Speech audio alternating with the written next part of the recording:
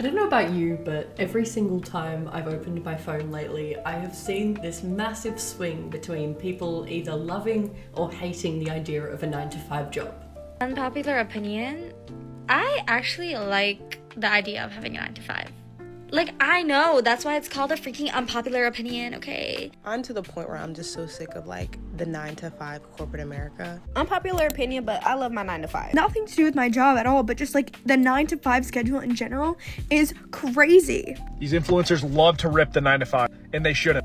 To me, it's never really an in-between argument. It's always one extreme or the other. And I find that so interesting. For some people, they say that the predictability, the structure, the paycheck that comes every single week is absolutely saving their lives, whereas others see it as a 20, 40-year prison sentence. So today, I want to have a bit more of a deep dive into the arguments on either side of this and see whether people will be swinging back to supporting the 9-to-5 or being vastly against it.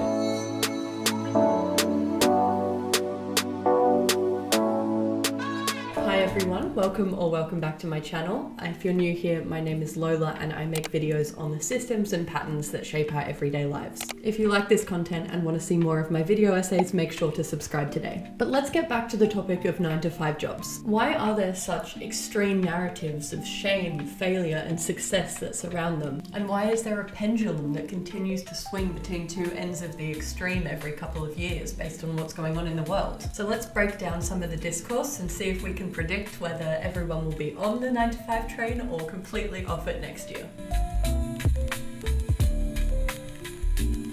So I'm sure you've seen some of these videos already, especially the Gen Z girl who was crying after her first day of working a 9-to-5 job. I'm so upset.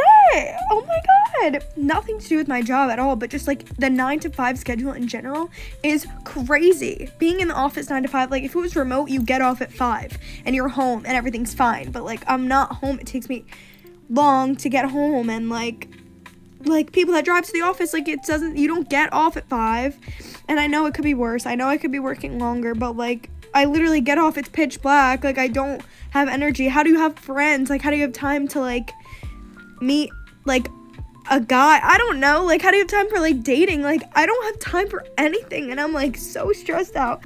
And I know she was ridiculed a lot online, but I hold a lot of empathy towards people who are feeling really disillusioned by the 9-to-5. And if you look at the narratives on social media about 9-to-5s, there's such levels of extremeness between loving and hating 9-to-5 jobs. Some people talk about how 9-to-5s provide stability in their life and routine and a stable paycheck, predictable income, and something that you don't have to take the work back home with you at the end of the day. Whereas so many other people on TikTok, and especially younger generations, view the 9-to-5 as something soul-crushing, monotonous, and creativity killing. They view it as a sign that you've given up. Now online, we see these arguments being recycled over and over again, and we see this debate that is never settled, never ended. But there's not really a right or wrong answer here. There's no winner in this debate because everyone has their own personal experiences and emotions attached. So it's important to mention that this video is not aiming to say that there's a right answer and a wrong one, but to explore the discourse around it,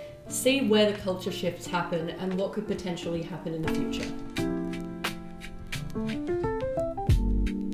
So how have we learnt to hate the 9-to-5? For me personally, I grew up with the millennial hustle culture and the be your own boss culture. Many different streams of passive income, early financial freedom, the FIRE movement. So for me, I grew up thinking that 9-to-5s were boring and that they were the safe option that you took if you didn't want to have any risks. I was under the impression that if you had any ambition whatsoever, you wouldn't be caught dead in a role like that. And at the time, social media was rewarding this entrepreneurship. I remember getting so deep into the Ali Abdaal type videos of constant productivity, trying to find 7 different streams of income, be ambitious, have crazy hours, spend every moment of your day making money. And so 9-to-5s got resorted in society as something for people with a lack of imagination or a lack of wanting to take risks. And I think this hustle culture made a big impact on the identity and self-worth of entire generations. So in a way, I think this aversion to a 9-to-5 job was actually inherited by Gen Z, not created by them. We grew up watching millennials try to bounce back from the 2008 financial crisis, wrestling with job insecurities and layoffs after layoffs. And so many of us absorbed the idea that having a 9 to 5 was a failure. When I saw that girl crying about her 9 to 5 job, I totally get it, because it feels like a personal defeat.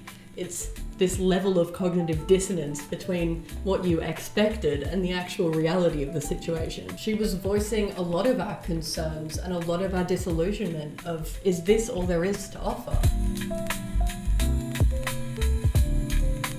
And of course, if we're talking about cultural norms when it comes to jobs, we have to mention COVID, because the pandemic really shifted how safe and reliable the job industry felt to us, but also how we viewed a regular 9 to 5 job. Right as many Gen Zers were entering the job markets, there was constant uncertainty of whether people would still have jobs tomorrow. And a lot of the people losing their jobs were the lowest hanging fruit of their companies, aka the people who'd just joined. So with this loss of routine and this feeling of uncertainty and blurred work and home life boundaries, so many had to really rethink what work would look like for them. And with many jobs becoming remote or a lot more hybrid, we started to see this flexibility and freedom that had been sold to us through non-conventional jobs finally being accessible within a 9 to 5 environment. We were suddenly getting the rest and security we needed from those jobs that we'd been told to stay away from. And this time changed how we viewed freelancing and the gig economy, because while that work gave us autonomy, it wasn't giving us the financial stability that we needed when it came down to it. And now in the aftermath, as we're dealing with the cost of living crisis and higher levels of unemployment, a lot of people realize that the flexibility that comes with choosing your own hours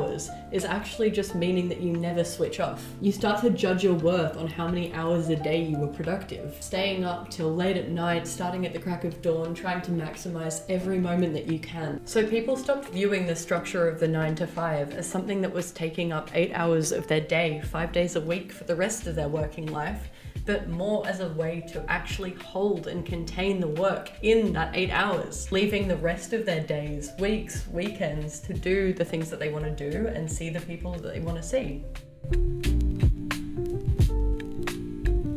So we've touched on a lot of reasons why this debate constantly shifts back and forwards, but why is stability so appealing now? Of course, we have rising cost of living, housing insecurity, and inflation like we've never seen. There are constant global crises occurring that we're responding to. But I think this shift is happening in many facets of our lives. On social media, the people that we watch who get the most attention are the ones who post every day, and those who take a break due to burnout become invisible. And in real life, teachers are expected to be in every single day. When we book appointments, we expect our stylist to be available no matter when we want to book it. We find the predictability of the same faces, the same people comforting, and we find groundedness in that routine. So I think it's too simple to say that the 9 to 5 has become a better or worse option for people, but more that as the world has become more unstable, we have craved the stability from the working part of our lives more and more. Because when everything is unstable around us, when the ground is shaking,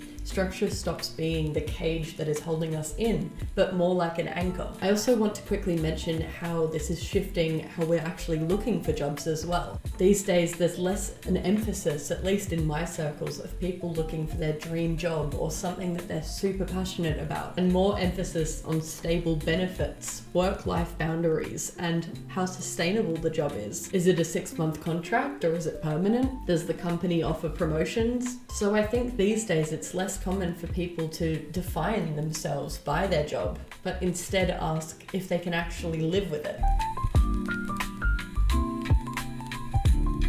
So when we talk about this discourse around the 9 to 5, I really don't think it's black or white. I'm not saying the 9 to 5 is great, freelancing is bad, and I'm not saying the vice versa either. However, something I think is important to talk about is that different people have different needs. For many, the 9 to 5 structure works really, really well for them, but there's a lot of people that it's not made for. For starters, the 9 to 5 model was actually designed for men, and the fact that this model requires a constant linear level of workplace productivity, that doesn't work really well for the natural fluctuating energy levels that come with people who have menstrual cycles. And not just that, people who are neurodivergent or have chronic illnesses also have these varying energy and capacity levels. So turning up at the same time every single day and having the same predictable output can be almost impossible for a lot of people. But even beyond that, the age and personality of people can have a huge effect as well. The same person might value freedom at 22 and a disposable income,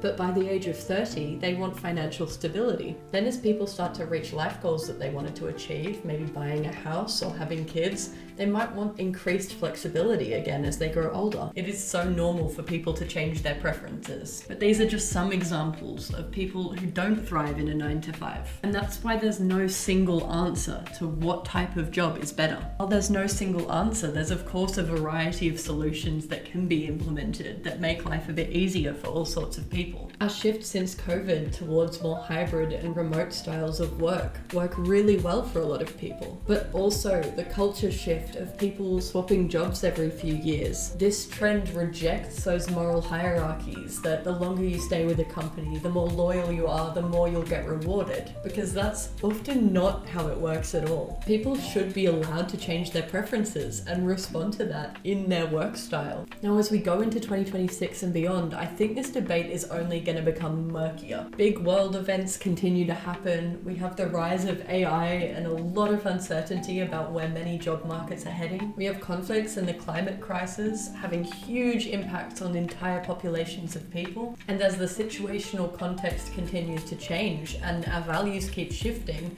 our preferences are going to also change as a response to this instability. But of course, there's a few reality checks that have to be mentioned in this debate as well. For so many people, this is such a privilege to talk about what kind of job works best for you or suits you, especially with the increasing cost of living. So many people are working paycheck to paycheck, trying to make ends meet to put food on the table. And for them, they don't get a choice on whether the 9 to 5 works well or whether they'd suit something more flexible. A lot of people will just take what they can get. And this is exacerbated even more by the job market we're currently in, with so many ghost jobs and AI hiring processes. By the way, I do plan to go deeper into the ghost jobs and AI hiring processes debate, so if you want to see that in a future essay, make sure to subscribe. So again, I want to just state that there isn't one better than the other. Now, as we reach the end of the year, I've been thinking a lot about how these conversations blend into our New Year's resolutions, especially when it comes to our work. And I think one important thing to clarify is there really isn't a one-size-fits-all answer here. There just isn't. For some people, going into a new year means prioritizing stability, getting a regular paycheck, predictability, knowing what your month is going to look like in advance, and that is completely okay. But for other people, it might involve taking risks, experimenting, or trying to build work models that actually fit their energy levels, their health, or the way their brain works. And that is also okay. Neither of these choices say anything about your level of ambition, your intelligence, or your worth. They're just different responses to different needs at different moments. And obviously, this is just one way of looking at it. My perspectives are shaped by my own experiences, my algorithm on social media, my generation, and the conversations I'm exposed to. So it's important to remember that some people really do thrive outside of a 9 to 5 environment. Some people really struggle in them. And at the same time, in a world where living is so expensive, so many people don't actually have the privilege of choosing freely what they want to do right now. I'm definitely not here to offer a verdict on the debate, and I'm not telling anyone what they should want. But I hope this video helps us understand why the conversation is so heated, and why this big pendulum keeps swinging back and forth. So my final thoughts are that our relationship to work isn't fixed at all. It constantly changes with the economic conditions around us, the cultural norms that we're used to, and our own capacity levels at different points of our lives. You're not inconsistent for changing your mind, you're responding to the reality of the situation around you. So it's okay to feel conflicted about the role that work plays in your life, and you are allowed to change your mind. In the new year, reflect. What's draining you in your job? What's giving you a sense of safety? And is success in your job defined as consistent output? Or is it the sustainability of the job and whether you're able to have boundaries? I'd love to hear your thoughts on this conversation because I think it looks really different depending on where you're standing. Are you taking some New Year's resolutions into 2026? Thank you so much for watching this video. If you liked it, please make sure to like, comment, and subscribe to my channel. And I will see you in 2026 for more essays soon. See you later!